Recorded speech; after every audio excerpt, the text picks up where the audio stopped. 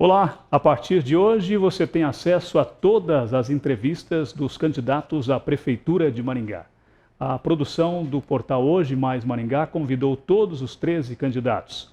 Hoje, com a gente nesse momento, aliás, para dar entrevista, está Aníbal Bianchini, do PTC, candidato à Prefeitura da cidade de Maringá. Nós vamos agora com as regras da entrevista. Todas as entrevistas terão duração de 20 minutos, iniciando-se a contagem com a formulação da primeira pergunta ao candidato. Com o intuito de garantir a isonomia de tempo, todos os candidatos terão, a partir desse momento, exatamente a mesma duração de entrevista, estando o entrevistador autorizado a interromper o candidato quando o período de entrevista se esgotar. Os 20 minutos de entrevista serão divididos da seguinte forma: serão 12 minutos para perguntas gerais. O entrevistador vai sortear temas gerais que serão discutidos com o candidato: educação, saúde, economia, segurança pública, mobilidade urbana, cultura, esporte, planejamento urbano, transparência e combate à corrupção, obras, entre outros. Ao todo, serão sorteados 4 temas e o candidato terá 3 minutos para abordar cada um deles. Serão 6 minutos para perguntas específicas. Os candidatos responderão perguntas formuladas pelos jornalistas Vitor Faria e Cris Chornobai sobre os planos de governo, visões políticas, entre outros assuntos de interesse da população. Serão 2 minutos para considerações finais. O candidato terá esse tempo livre para a sua manifestação final. Essas regras foram enviadas para todos os candidatos e ou assessores que concordaram com esse modelo de entrevista e com a exibição do material na íntegra. Nenhuma das entrevistas passou por edição. Candidato Aníbal Bianchini, seja bem-vindo, tudo bem com o senhor? Muito bem, obrigado Amaro, Cris, por nos receber aqui. É um prazer poder falar sobre a nossa cidade. Bom, o senhor tem toda a oportunidade nesse espaço, conforme as regras que nós acompanhamos, de expor aí as suas propostas para Maringá. E a gente vai agora proceder então com o sorteio do primeiro tema para a primeira pergunta desta entrevista. Vamos aqui então, mexendo aqui nos temas, trazendo já o conhecimento do público. O primeiro tema, ao qual o senhor vai falar das propostas: mobilidade urbana. Candidato Aníbal Bianchini, o que o senhor pretende fazer pela mobilidade urbana de Maringá, caso seja eleito? O que eu quero fazer na mobilidade urbana é dar sequência no Plano MOB, que é o plano pensando a mobilidade urbana para frente. Nós precisamos pensar para os próximos 40, 50 anos como que vai estar o transporte público de Maringá. Porque nós começamos ciclovias pela cidade, que elas estão um projeto desconexo. Ou Maringá vai ser referência em ciclovias, e aí precisa ter conexões para todos os cantos, levando bairros para o centro, até conexões entre municípios que em quilometragens são muito próximos, né, como Paissandu, Marialva. Então, ou Maringá vai seguir na linha de ciclovias, ou Maringá vai trazer um VLT. A gente precisa modernizar o nosso transporte público. Hoje, o transporte público está muito caro. Ele é melhor do que muitas outras cidades, mas ele não está para a terceira maior cidade do Paraná. Então, nós temos que pensar em soluções. Nós temos uma via férrea que atravessa a cidade, e isso já desde a época do meu avô, era apresentado várias ideias de aproveitar essa linha férrea para um próprio VLT ou algum outro transporte elétrico, e hoje não é, ela é apenas a linha cruzando a cidade. Então, essas são várias formas. O próprio terminal, nós fizemos um lindo terminal, mas que ele não está tão operante. Tem vários modais espalhados lá na Cacogawa, na Morangueira. Então, eu vejo que a mobilidade urbana de Maringá está desencontrada. Precisa ter uma junção de tudo isso que eu falei, né, para fazer sentido. Então tem que pegar as cabeças pensantes da cidade. A gente sabe que isso normalmente tem que trazer até pessoas de fora, que sejam referência em mobilidade urbana, para avaliar o Plano MOB, que começou no final do ano. Ele foi bem atrapalhado por conta do Covid, né, as reuniões e o andamento dele, e ter um plano, então, condizente com a realidade da nossa cidade, para levar mais conforto, encurtar as distâncias. A própria parte das multas em Maringá, quem é maringaense sofre, né? Já teve até um slogan, venha para Maringá e receba uma multa, né? Então a gente precisa cuidar disso também no aeroporto, em várias cidades. Então eu vejo, de uma forma geral, precisamos repensar o trânsito de Maringá, encurtar os tempos, ter um transporte público mais acessível, né, para as pessoas poderem vir para o centro e que a gente consiga, com isso, ser referência, já que é uma cidade plana, tem muito a ser aproveitado. É só realmente estruturar isso e pôr em ação. Tá certo, candidato. Vamos ao segundo tema agora, o sorteio. Saber qual é o tema que o senhor vai falar agora das propostas para a cidade de Maringá. Bom, a gente sorteia agora então, segundo tema, educação, candidato. Como o senhor pretende trabalhar a educação da cidade de Maringá, caso seja eleito? Esse é o tema, Mara, que eu sou mais apaixonado, educação, e me sinto orgulhoso de morar numa cidade que tem uma educação municipal de primeiro mundo. Então já deixo uma parabenização a todos os profissionais da educação que fazem milagre e conseguem índices realmente muito bons. Eu coloquei no meu plano de governo 2 coisas polêmicas na educação, que é atingir um IDEB nota 8 e conseguir garantir o piso nacional, que é aproximadamente 2.800 na jornada de 40. Aqui em Maringá é a jornada de 20. E isso eu não tirei da minha cabeça, eu sou contra o achismo na política. Eu sigo o que foi feito em Teresina, no Piauí, onde eles conseguiram, em 2 gestões, fazer uma revolução na cidade, na parte de educação, valorizando os profissionais. Foi um acordo que a cidade fez. A cidade quis que lá fosse referência em educação. Porque se você não pagar bem, não valorizar todos os profissionais da equipe, e digo não só professor, os pedagogos, os gerentes, toda a equipe técnica envolvida, não tem milagre, né? Eles que vão dar o resultado na ponta. Quem está com os filhos dentro de casa, né, sendo professores agora nesse período, sabe do que eu estou falando. Foi bom esse período para os pais, de uma forma geral, valorizarem os professores, verem a importância deles, e para uma cidade evoluída igual Maringá, se não evoluir em educação, o resto vai ficar travado, porque a gente precisa evoluir na economia. Hoje, por exemplo, nós temos um cenário onde temos mais ou menos 9.500 desempregados, mas tem muitas vagas em aberto ali na Agência do Trabalhador. Por que isso? Não estão qualificados. Então, a falta da qualificação técnica dessa população desempregada gera isso. Você tem vagas abertas e não consegue preencher. O setor de TI de Maringá está implorando por soluções nessa área, porque não tem programação, levar para a escola, dentro da grade do BNCC, né, da Base Curricular Comum, a gente tem que levar empreendedorismo, educação financeira, programação. Em vários países a programação ela virou já uma segunda língua, então nós temos projetos de levar programação para os bairros, porque Maringá tem que pensar em Maringá para frente, Maringá do futuro. Nós somos já uma cidade universitária e se nós não tivermos essa atenção em preparar os jovens, aproveitar, temos incubadora tecnológica, parque tecnológico, então desde o ensino básico, o ensino fundamental 2, médio, chegando na universidade, tem que tudo isso se comunicar, levando esse profissional de forma qualificada para o mercado de trabalho. Nós vamos agora então ao terceiro tema desta entrevista com o candidato do PTC, Nibal Bianchini. Já trazendo aqui o tema segurança pública, candidato. Qual a proposta do senhor para a segurança? Eu comecei a minha participação dentro da associação comercial, minha participação social na cidade. E logo eu conheci o CONSEG, que é o Conselho de Segurança de Maringá. Então a gente já vem acompanhando que os maiores avanços, se eu posso dizer, da nossa segurança pública, elas foram muitos por conta da iniciativa privada.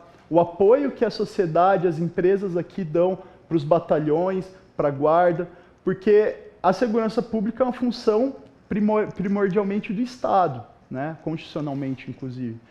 Mas a gente sabe que não é o suficiente. Às vezes vem frotas em grande número para Londrina, Cascavel, para várias cidades, e Maringá tem que se virar nos 30, graças a Deus tem uma mecânica, o pessoal se vira ali, então é uma frota assim que não está condizente com o porte da cidade, e é uma atitude que tem que ser tomada em conjunto, porque não existe um órgão, uma instituição que vai aumentar a segurança pública.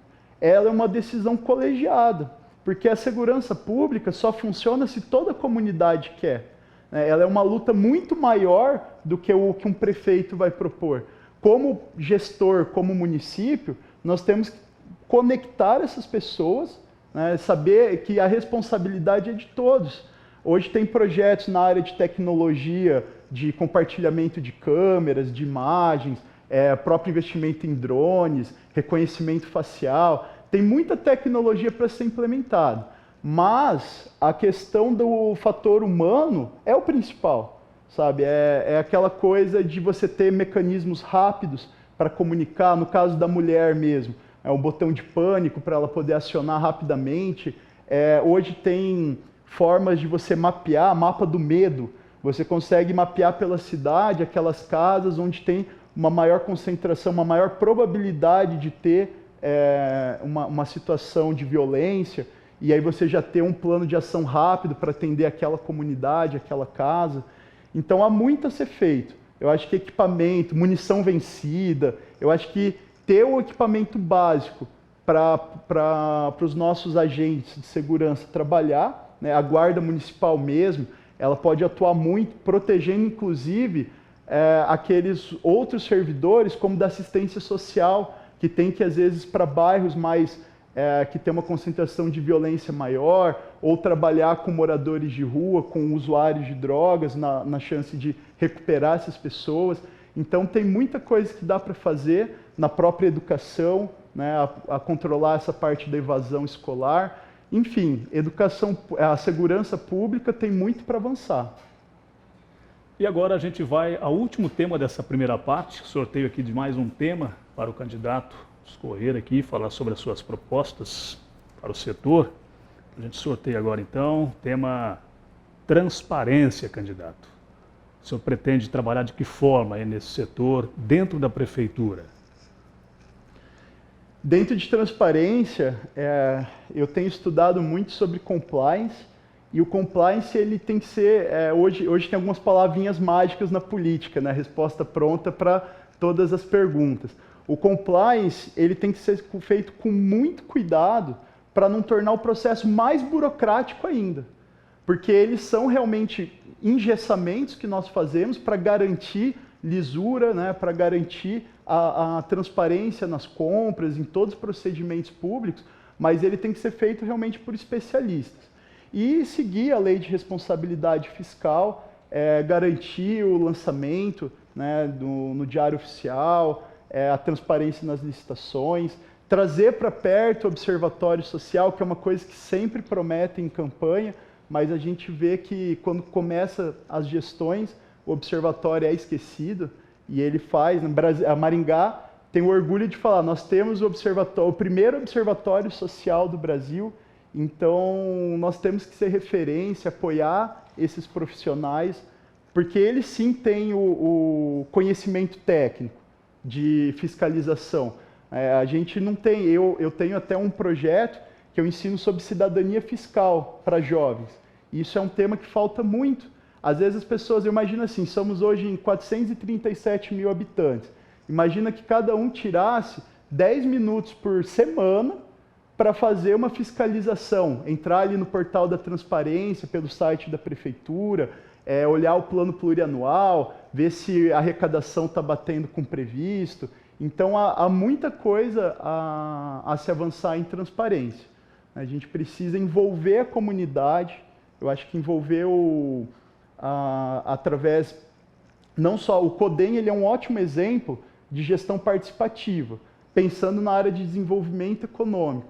Mas a gente consegue montar também formas de reunir a população, audiências públicas, prestações de conta, chamar os líderes dos bairros, capacitar eles para para poder também prestar conta, né, nos seus bairros, né, de como estão andando as contas do município.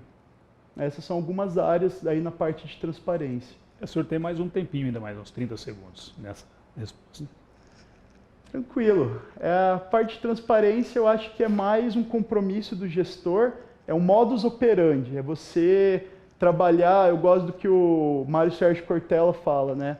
A gente tem que agir de forma que a gente possa contar para nossa mãe o que a gente fez. Se você tem vergonha de mostrar para sua mãe o que você fez, quer dizer que aquilo não deveria nem ter sido feito. Acho que essa é uma regra aí para quem quer fazer as coisas corretas.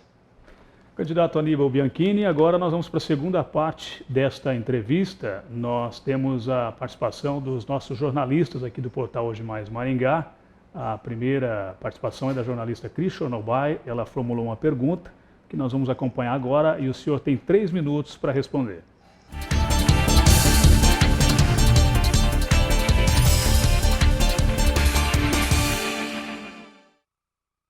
Candidato, a pergunta aqui é sobre meio ambiente e muita gente esquece que poluição sonora é um dos maiores problemas ambientais para a população urbana. Maringá tem tido uma dificuldade imensa em garantir o sossego dos moradores. Como é que o senhor pretende resolver essa situação? Em relação ao barulho, um dos projetos que nós pensamos é em criar espaços próprios para os bares, restaurantes poderem ir. Maringá está crescendo para todos os lados e a gente precisa aproveitar isso. Pensar em novos pulmões verdes, como a Cidade Jardim já foi deixado o Bosque 2, né, dos pioneiros e o Adriano Valente, o Parque do Ingá. Então nós precisamos pensar em novas áreas de lazer e novas áreas de comércio com calçadões abertos e que possa atrair os bares, restaurantes, o setor de eventos para promover esse tipo, né, de atração turística, de atração cultural para esses lugares. Nós vivenciamos nos últimos anos, né, o oposto, trazer todos esses eventos para o centro. Foi até um escândalo aí do carnaval, nos últimos carnavais, jogar tudo ali para a Vila Olímpica, que é um dos lugares, coração quase ali da cidade. Então você acaba daí gerando um conflito do morador que quer aproveitar o seu horário de descanso com a família, ter uma tranquilidade, e os jovens, é uma cidade universitária. Então ela precisa ter espaços para que isso possa acontecer. É só uma questão de lógica, de planejamento, né? Eu, quando fui universitário aqui em Maringá, eu peguei o final das festas em chácaras, né? Ali eram chácaras normalmente nas margens da cidade, onde você realmente poderia ter um som até um horário mais elevado, sem incomodar. E o que a gente tem visto é o contrário agora, trazendo essas festas, trazendo esses eventos para o centro, cada vez mais no centro da cidade, e com certeza isso gera um impacto, um desconforto para morador. Nós também temos um problema na Zona 7, que a Zona 7 é um bairro universitário, mas nos últimos, vamos dizer aí, 10 anos, ele foi, seja pelas crises, por vários motivos, houve uma migração. Hoje, por exemplo, na Zona 7 virou um bairro familiar. O número de famílias morando hoje na Zona 7, aí você tem um conflito direto com aquela característica de um bairro universitário. Então são coisas que têm que ser pensadas. O universitário precisa morar perto da universidade. Então, obviamente, perto das instituições de ensino de Maringá, vai ter uma grande concentração de jovens. E isso tudo tem que ser sempre cuidado com as imobiliárias, orientado, o próprio plano diretor, para não ter esse conflito direto. Muito bem, candidato Aníbal Bianchini, do PTC. A gente tem agora mais uma pergunta do jornalista Vitor Faria, ele formulou a pergunta e a gente acompanha agora.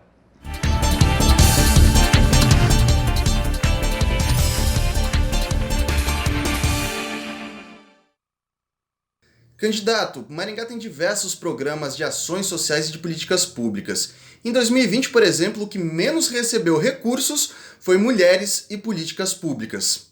A minha pergunta para o senhor é muito simples. Que tipo de ação o senhor vai fazer em prol das mulheres, caso seja eleito?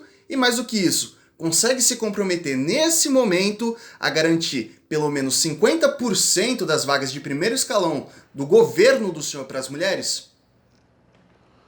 Essa pergunta ela foi encaminhada para nós também pelo movimento de Mais Mulheres no Poder, a qual a minha vice, Cristiane Tazinafo, faz parte.